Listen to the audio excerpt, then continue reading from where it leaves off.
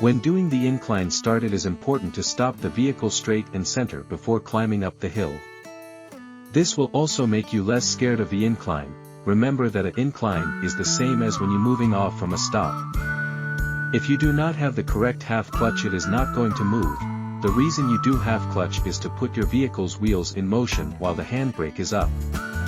So that, when you release the handbrake, the vehicle will start move immediately. The examiner shall instruct the applicant to stop where indicated, behind the stop line, without allowing the vehicle to move backwards.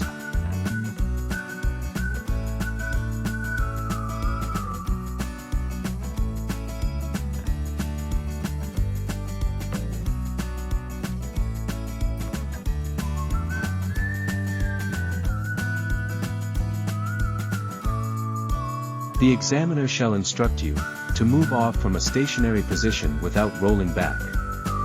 And that only one attempt shall be permissible. When you are ready, you can start.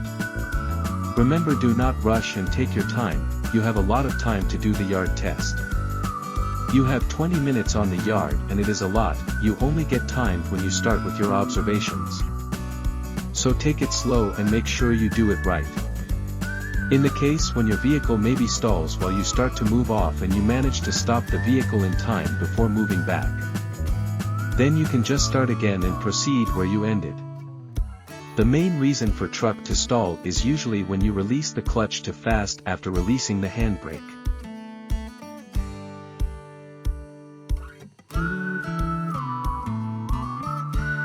The secret is to keep your foot as steady and still as possible.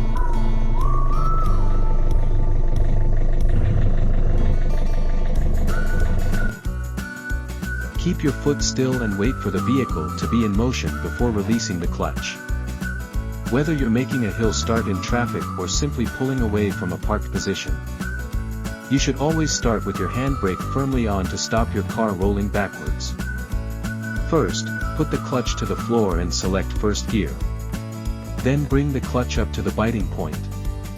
You'll know you've hit the biting point because the engine sound will change slightly and your truck will feel like it wants to move. Hill starts can be intimidating at first.